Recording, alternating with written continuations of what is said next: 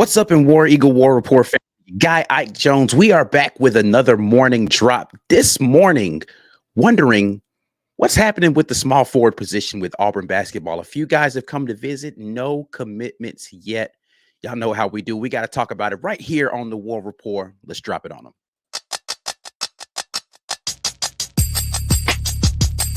You are now listening to the War Report. Drop. Morning drop time. It is Friday, May the 5th. Happy Cinco de Mayo to those of you who celebrate. If you are consuming tequila today, get your palate checked. I don't really know what's going on with your life. It's the most disgusting beverage that was ever created. But, you know, hey, go out and have fun. Do whatever you do. Nah, man. Not when that not when that cucumber Gatorade exists. Hey, listen. Tequila's worse.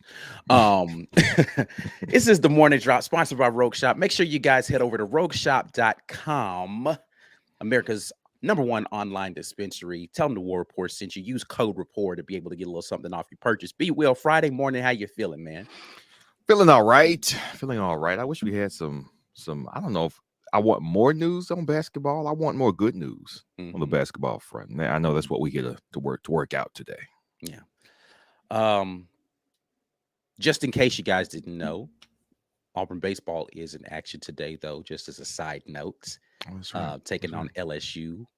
And hopefully the guys can pull off another series win today to get themselves in a great position to get to the postseason. If you're in here, we're about to talk a little basketball today, though. But make sure you share the video, get some more people involved in what we got going on. Hashtag Get Your Weight Up or at the War Report so that we know that you did that. We appreciate it. Like the video. I know we haven't gotten into the content yet, but I mean, come on. It's us, right? It's going to be amazing. So go ahead and like the video. Subscribe to the channel if you haven't done that already. But interesting stuff happening right now in regard to the basketball team, right? So Alan Flanagan is likely gonna go pro, right? Like, I don't know that he's coming back next season for Auburn. So though he's still listed on the website, I feel like it's very unlikely that he returns next year at this point in time. He was the starting 3 or, you know, combo guard, whatever you want to call it, for the team this previous season after Simo went down. Simo's still here. Started at the beginning of last year, so definitely have the opportunity to insert him into the starting lineup. Lior Berman just announced that he'd be coming back for another season, so he is there. But we had at least 3 other players that Auburn fans all over the internet were getting excited about, looking as if, you know, one of them was going to come. And now, I'm going to be honest with you, I'm not so sure any of them are coming to Auburn. Matthew Cleveland, right, looks unlikely. What's his name? Tyson, the transfer from Texas Tech that was supposed to be following Corey Williams over here. Doesn't look like he's coming. And then most recently, Tyron Lawrence, who had a visit recently. Everybody's all super excited. Oh, he's coming. Vandy fans were all in their feelings talking about how we tampered with their player and a bunch of nonsense. Right. And it looks as if he's testing the professional waters right now. So he is not certain that he's even going to be playing college basketball next year. So the question is, what's going on? Like, are we going to have the right mix of players and the right 3 guard to be able to go out here and do something next year? So I know you said Chaney Johnson is he's a 3-4. At 6'7", you can be a 4 in college for sure. His skill set, and from the very, very few clips I saw of him, he's on the perimeter more than he is inside or down low. I think his skill set probably projects to 3. I know that he is a bit slight of frame, so he'll probably have to put on some weight no matter what. But I like the idea of Simo being in the starting lineup as a 3. Simo is he's got the game of a 4 in the 3's body. But we need him out there, especially if we're going to have the starters that we have at guard. If they're going to be some mix of Holloway and Denver Jones, and on your scouting, you said, well, we're going to need somebody to shore up the defense at those positions because those guys aren't top tier defenders as of yet. So I would think, okay, who are my 3 best defenders at the 3, 4, and 5 position? And I need them out there to anchor this lineup. I think Simo is going to get the start at 3. He started at 3 last year. Whether or not Jay Will comes back makes this that's really the biggest question that we have left. Does Jay Will come back? Because I got to tell you, not having a 4 and assuming that we don't get another big so that Janai has to play the 5, we are in trouble. I'm less worried about the 3. I'm more worried about the 4 under the certain circumstances. Now, I know Cleveland could have played. He's kind of could do either or as well. He just has the size for that. The lineup as currently constructed gives me more concern at the 4 position than it does the 3. But with the combination of Chris Moore and Chaney from North Alabama, I think those 2 hold down the 3, and then you need somebody playing the 4. Could Jay Will come back? He could, but everybody seems enamored with the pros, man. Everybody, every player seems to be wanting to give it a shot. They got more slots available now with G League than they had a few years back. I don't know if players are even so averse to going overseas like they used to be. Like they used to be like the you couldn't cut it scenario, right? Like, oh man, well I want to go to the pros. I'm gonna go to the league. Well, now people are looking at their wallets, and people are looking at be another country. I get the ball professionally 24/7, get to do some sightseeing. I can come back over here in the off season. You know what? Why not? Why not? You get citizenship, get to play for their team, for their pro team in the Olympics if you want to, World Games. There are pros to it. And if you are a baller and this is what you want to do with your life, it's a legitimate option. So I see why some kids want to do it. I see why some guys lean that direction. I know for a fact that the pros expanding all over the world and in all aspects has hurt Auburn recruiting in basketball. It has. Here's my question, though. Here's my question to you, Ike. Are we a less attractive stop than the other schools we've been recruiting against for these last couple of guys? Because one thing that I think is evident, and we've seen it on those schools, less attractive than other schools, right? To less attractive than the teams that are recruiting these same players at the same time. I think that we're just in a weird spot in compared to those other teams, because we've got so many of our current players who played minutes that are in flux as to whether or not they're returning. Like the pro thing is really what's kind of screwing us up right now, because guys who would want to come and transfer are going to want to play starter minutes, and they just need to know that those starter minutes are available to them. It's just a tough sell when you don't know for sure. Hey, is Alan Flanagan going to be on your team next year? We're still working through that. Is Jalen Williams going to be on your team? Oh, we're still working through that. Is Janai Brew? Oh, we're still working through that. Yeah. All right. Well, I just need to go explore other options then. Yeah. That makes it tough. And I think when I'm looking at, like us recruiting against Miami for Cleveland, right? Cleveland, you look at Miami, we could say, okay, well, Miami knocked us out of the round of 32 with the best team that we had. And I don't know if you want to say 23-4 years since the 99 squad, maybe, since the Chuck squad, maybe. And Miami knocked us right on out, went further than us the next year, came back and made it to the Final Four. So here's an elite squad. I've seen you go far.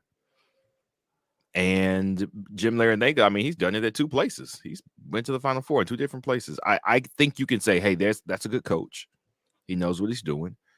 And they may have they may be just as attractive a destination as Auburn is. So I am not necessarily upset at losing a guy to a better program in the last couple of years, especially having gone head to head in the tournament in Miami. I'm if you're gonna leave Vanderbilt, what was the other kid's name? Tywin, is it Jackson? You said from Vandy, Tyron Lawrence. Tyron Lawrence. If you're gonna leave Vandy, okay, I know we're a better athletic institution than Vanderbilt. So now I'm really the only reason anybody would leave Vanderbilt is you had to have paid them money to do that, according to Vanderbilt fans. I mean, they all wanted to leave. So I mean, some Listen, whole team gone. Like, I don't know if yeah. anybody's still gonna be playing for Vandy next year, but apparently tampering is the reason for everything because Yeah. Vanderbilt couldn't possibly just be losing players for any other reason. Nah, man. So if you want to leave there and you what is it that we are not saying, or what is it that we can't offer on these visits where these guys can go, I see myself there, I like what you're doing, I'm down, let's do it. I want to know what that holdup is. Is it just I'm going to check for other institutions to see what they're paying their kids in NIL? Is it I'm really going to give the pros a look in some fashion? I have no idea what the holdup is, because it used to be, or it seemed as if kids would come in and go, oh no, this is it. This is what I want to spend my last year, 2 years. I'm here. Let's go. Right. I mean, that's what happened with Denver Jones. That's what happened with Chaney Johnson. That's what has happened with a couple of football players that we've recruited since Hugh Freeze has been on. I think when it happens, and it happens quickly, you go, okay, you got some confidence in your program. Our coaches know what they're doing. I wonder what the holdup is now. And I know some of it is probably exactly what you said, which is, hey, what are my minutes going to be? What position am I playing? What do you see that looking like? And if you got a bunch of I don't knows, somebody has these answers for these kids, and they're going to go and take a more serious look at the places that have those answers lined up for them. Yeah, I just think that the last, 3-4 years, Coach Pearl and his staff have been in tough spots when it comes to recruiting against the G League. Honestly, like they're recruiting against professional ranks, and then trying to figure out what the roster is going to look like with guys potentially coming back. Once we get past these COVID year situations, we're going to be in a better place of being able to understand the roster year to year. But there still is a ton of stuff that needs to be worked out. They just offered another kid from Texas that is 6'8", in the class of 2023. Didn't have a bunch of P5 offers. I think this might have been his third Power 5 offer. I know I saw TCU on the list of previous offers that he had. So it seems like he's semi-talented, right? TCU was a good team last year. Got a good program going on. I'm assuming Corey Williams is familiar with him from being in the state of Texas most recently. So, and I have not seen any tape on this young man, so I don't really know where he is as far as like what his athletic profile is. But there's just a lot of work to be done to figure out this roster, because to your point, and this is something that I brought up when talking about this with other people, I don't know where the rebounding is going to come from if we're going to play this 3-guard lineup that everybody's excited about. I don't know how we defend the paint if we're going to have this 3-guard lineup, because Janai Broom is a good shot blocker. Like, he's one of the better ones in college basketball, but he's not Walker Kessler. Right. Jalen Williams, if we're being honest, not a great defensive player, not a great rebounder for a guy at his size. He's okay, right, but he's not like great. So to your point, you have to bring in a CMO just to be able to do stuff defensively and be able to get rebounds, right, with a 3-guard. Well, at that point, a 2-guard lineup with SEMO in there. You have to play him big minutes, right, or who's going to be down there. You can put Chaney Johnson, I guess, in there, and he can be a small 4, big 3. But I said, he's got some bulking up that he needs to do. Cardwell's going to be coming off the bench, and then the rest of your bench looks like a bunch of small guys. I mean, Leo or Berman, a lot of effort, but not a ton of he's not like some defensive stopper. He's going to go hard for you. And he jumps way better. Again, I got to apologize. I didn't know you had bunnies, my guy. I didn't. So Leo can jump a little bit, but I just don't know. I don't know where we go to be able to be sound defensively and on the glass. And you're going to need that to even survive your conference, because this conference is going to be physical from top to bottom. So I just don't know where we go to solve that issue. I don't know either. Can I tell yet? I have the utmost confidence in Bruce, though, because the players he puts out there are going to the league and they're thriving. So even the ones that don't make it to the pros. I mean, Jared Harper stayed on a G League team. Sharif Cooper was actually a G League All-Star this year. Jared Harper got called up a couple times for 10 days while he was in the G League. Every time I talk about Jared Harper, I feel bad. Like 3 inches of height, and this man would be he'd literally be an all-star in the NBA. Like, that's it. I mean, I get it. 5'8" with his skill set, though, man, he's just amazing. I hate he's not a little bit taller, but I think the track record of development speaks for itself. So it's got me wondering, all right, well, is that as attractive in basketball as it is in football? Right? Because if you're looking for a place to go and you're a high school prospect of football, you're going, well, who's getting guys to the league? All right, well, that guy is. I'm gonna go there. I don't think that has as much weight in basketball. And I think it's evident because guys get drafted that honestly have not been developed very much at all. Guys get drafted as long as they have a physical profile or a skill set that says, oh, no, we can use that. So we're going to stash them and develop them, because high school, they got a G League. They have a farm system, for the NBA. In football, not so much. They need you to be developed. They need you to be as ready as possible. In basketball, listen, they don't need you to be super developed. You can take coaching. You can be coachable. You can have learned how to defend a certain way and learn the game a certain way. Sure, I think that matters. But in basketball, they take wild chances on players, and they miss a lot more than they miss in football. Like, football is hit or miss. Basketball is like miss or hit.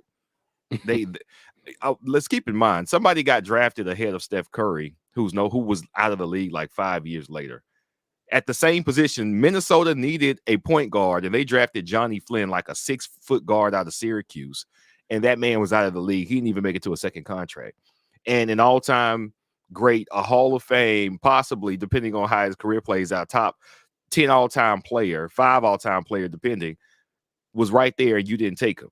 See, now that's the type of stuff that happens in basketball frequently. Giannis was like a lot of people got taken over Giannis, because people will say, I see your frame, I see your athleticism, let's take a chance and build you up. If you don't need to be NBA ready to get in the NBA, then what's the value of having a coach who can get you NBA ready? I don't know. Maybe that value, even though Bruce has proven that value, maybe that value isn't as much of a draw here as we thought it was going to be. Maybe it's mostly about, I'm going to get minutes, I'm going to get NIL, and then I'm going to get to the pros.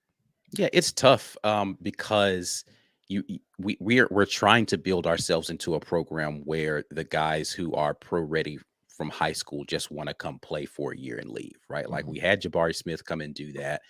Sharif Cooper, felt like he was ready. He went and did that. JT Thor did that.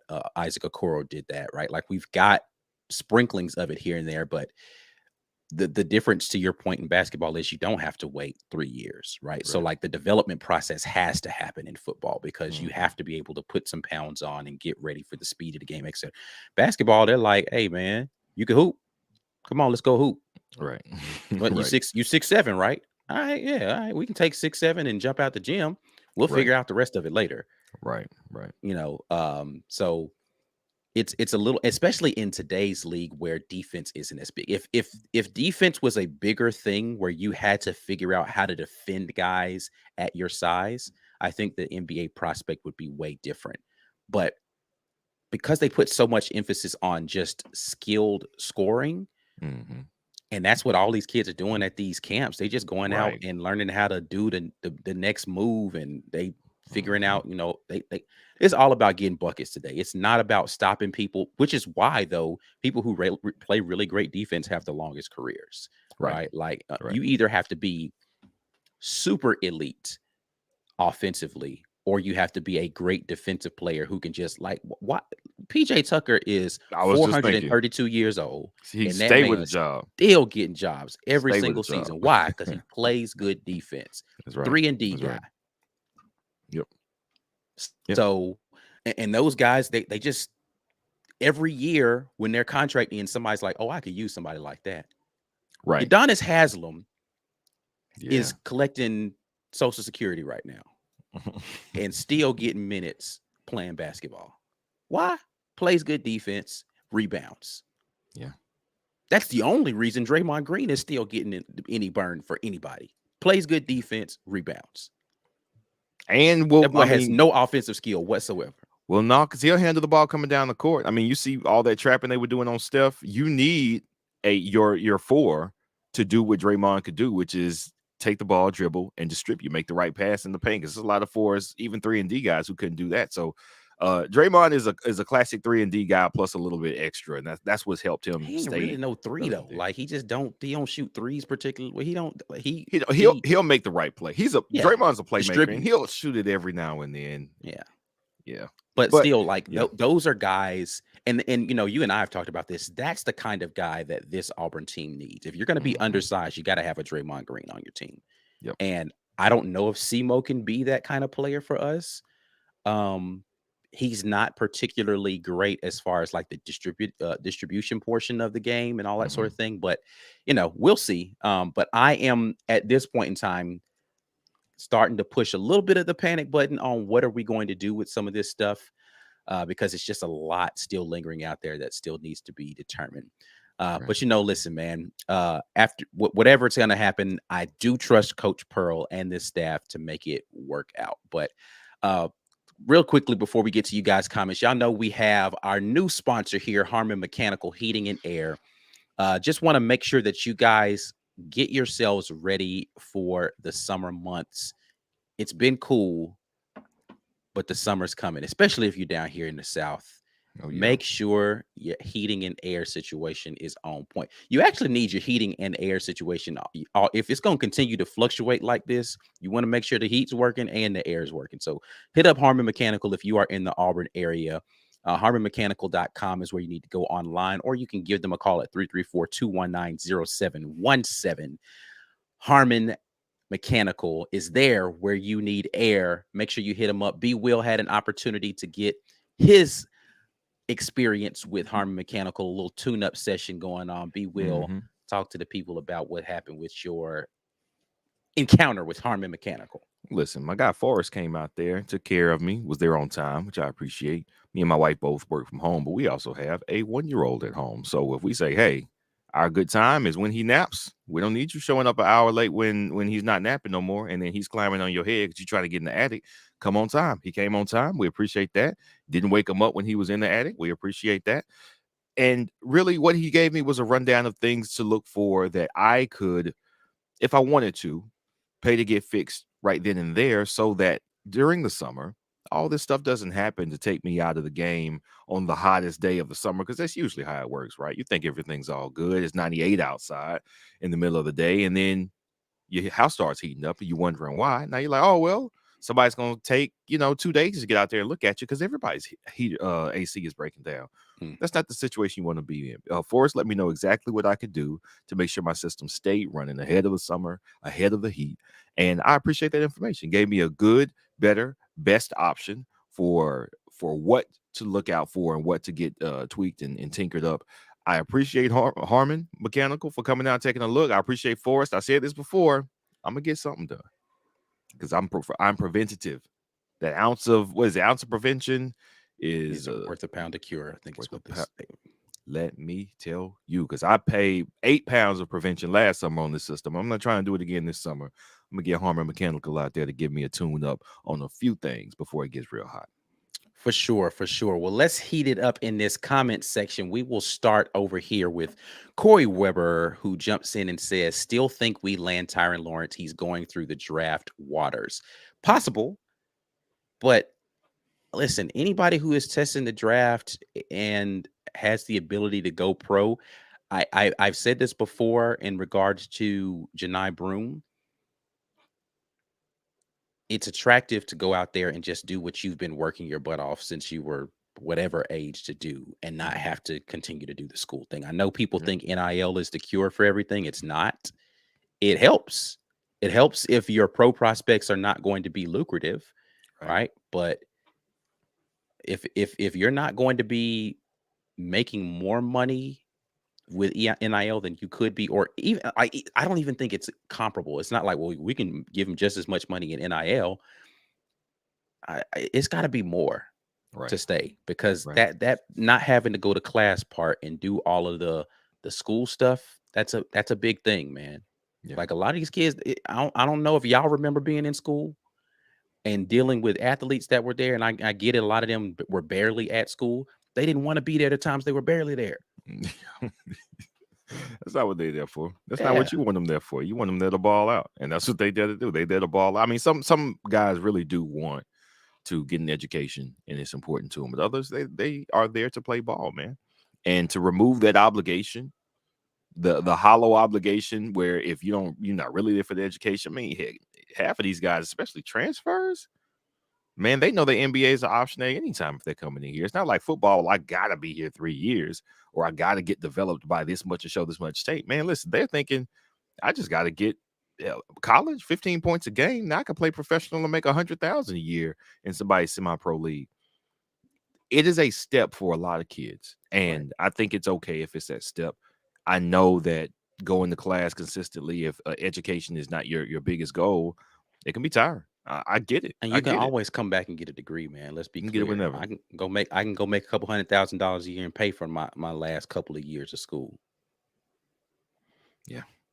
So again, I'm not saying that I encourage kids to do that, these young men to do that, but I'm saying it is a possibility, especially with how much they're paying now for semi-pro athletes to go play, or players overseas are making these NBA-like contracts now. Right, for sure. Damian Smith jumps in. War Eagle, but the tequila slander is uncalled for. 3 suggestions of great tequila. 1, Dos Artes Extra Añejo, Mi Familia, and then Cincoro Extra Añejo. No, no, and no. But thank you. I ain't got no beef with tequila, Damian. I just don't drink too frequently. So if I finally gonna drink, it's gonna be a nice whiskey or bourbon, and that's all I'm gonna drink. I just if I finally feel like sitting down and drinking me something, that's what it's gonna be. So let me tell you guys. So when I go out to I don't go to bars much anymore, but every time I go to a bar, and I say something of this nature to a bartender who suggests a drink with tequila, or I'm with friends who drink tequila, and I tell them I don't drink it, without a doubt, they're like, oh, but you haven't tried this. And they give me this new tequila or this thing and this mezcal, and you have to try this stuff. And I've had probably every good tequila that's ever existed, and they are all disgusting to me. They're all disgusting. I don't like tequila, and people keep trying to tell me, oh, but you ain't had this one. It's a different flavor of nasty is all it is. But thank you for your suggestions. Maybe somebody else who drinks tequila will like these. So I'm going to leave this up on the screen for another couple of seconds so you guys can screenshot it. And when you go to the bar, you can, get some Mexican flavored puke water. All right. Pete Pass jumps in and says, I'm wondering, for pro development in the G League, is it worth it? With NIL compensation better for near elite talent? We just talked about this a little bit, but we can run back through. Is the development of the G League worth it? I mean, so my question would be, okay, who are the G League coaches? Because I think the tree, because the G League teams are owned by the pro teams, who's deciding who the coaching staff is for that team? All right, so if I've got a coach for a terrible team, let me see who's terrible right now, who have been terrible. The Houston Rockets were terrible, but their coach was terrible because they've got some talent. Who else was terrible? Awful. Good for nothing, no good. Orlando's getting better. Everybody was actually kind of all right. You know what I'm saying? Like teams weren't just awful, like intentionally tanking. Charlotte's usually terrible. I take that back. The Hornets are terrible, right? If you think the problem might be coaching, who's deciding who the G League coach is? Is that an extension of the GM, or is that an extension of the head coach saying, hey, I need you to put him down there. He's going to develop the G League team.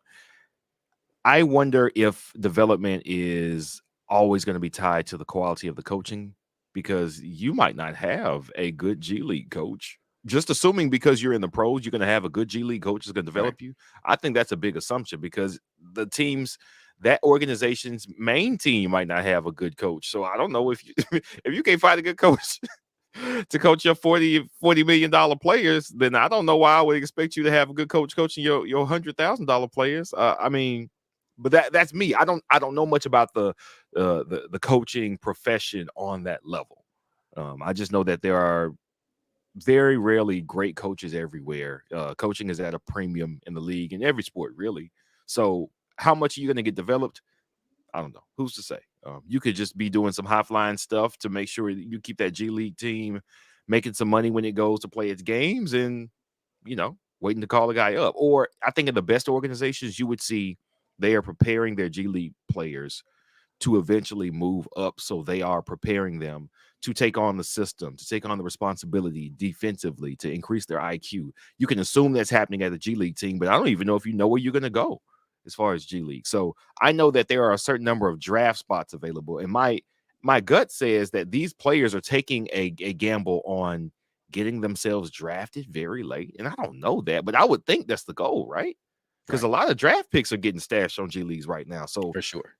I don't know if they're thinking, all right, if I declare, because Janai and Jay Will, I think they're going through the NBA draft evaluation process. Mm-hmm. So this is the process by which pro teams and scouts go, let's see what you can do. I can see you fitting on my team or in my organization, my program in this way or that way.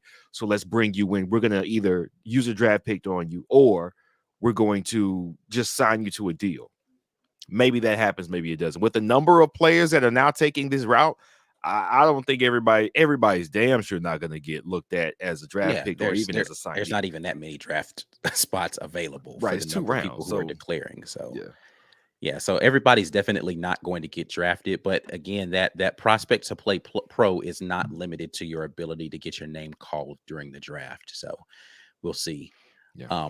Jordan Martin, and so I'm not going to take a victory lap. I'm not on this one. Broom got invited to the G League camp. Only 47 players got invited. So if he has a good showing and scouts build his name up, he might not come back. I said this was a possibility when he declared, because I remind you, when he came to Auburn, he was contemplating going pro or coming to Auburn. That was part of his evaluation process last year. And so coming and having a second team All-SEC team year here at Auburn didn't damage his stock towards the NBA. Right. So he still might come back. But everybody who is so, Janai's not going anywhere, he's not ready, says you. But Janai might not agree with you. Some pro team might not agree with you. Some overseas professional team might not agree with you that he's not ready. Right. I think that we have to stop taking these young men's aspirations so lightly just because we don't agree with it. Right. Or just because we can't see them playing in the NBA right now with the playoffs and we're looking at these greats, like, you can't do that stuff they're doing. Like, listen, man, you don't have to be a starter. You don't even have to make it on the main team. I think the goal for some of these guys would be get on the G League team, get in the farm system, get developed, and then move your way up. That's Jordan Poole has to be like the best case for that, right? Got drafted. They're like, nah, you're not ready. They sent him down. He played up to their system again, but they're a good coach team. They're a well-constructed and well-run organization. So they had a path to develop him and move him on up. And now he got his big contract, played well, win him a championship. But that's best case scenario. But I think a lot of players are thinking, what's the best case scenario for me? They think that's a possibility. They're going to go for it, man. Yeah. Listen, and I remind people too, Janai Broom was injured for the vast majority of the year last year. Like, he's not like super athletic anyway, but he had a lot of lower leg injuries, foot, ankle, knee stuff that was happening with him last year. If he's had time to now rest and recuperate, get his body together, he's improved his outside shooting. Janai Broom could go pro, man. Like, again, I'm not wishing that it happens. I'm just saying it's not as unlikely as people were trying to paint it when he made his decision to, his declaration that he would potentially go and do this. It's not as unlikely as people were trying to make it seem. It's like, he'll definitely, like, I've seen people they're making who they think the starting 5 is going to be, and they've got Janai Broom penciled in there. And I'm just like, all right, you might want to slow down. Yeah. And I think that we need to just get your mind wrapped around the possibility that it could happen. Don't want it to happen. Think he should come back next year. Selfishly think that he should come back next year, and he could improve his draft stock, improve his ability to get more money overseas, whatever it's going to be. Right. But it's possible, and that possibility is actually looking more likely than less likely since he made that declaration. Yeah. There was one other in here that I saw. So John Brandon says, all these things up in the air with the basketball team is giving me anxiety. I trust Bruce, but damn. Yeah. Yeah. definitely trust him, but you definitely are sitting back and wondering, okay, how are we going to figure this whole thing out for next season? Because there's a lot of question marks still up here. And there's time, right? Like there's still 532 people. I don't even know what the real number is in the transfer portal. So there's guys that are out there who are looking for a home, who still want to play college basketball, Right. that they could go out there and get. And then once the draft process is done, some of these guys may come back, right? Like you still have Jay Will, Broom, Tyron Lawrence, who's not necessarily on our team, but looking heavily at Auburn, that could decide, hey, yeah, let's give it another collegiate run. And all three of them would likely land at Auburn if they decide not to go pro. So we could get a combination of 1 to 3 of those guys joining the team.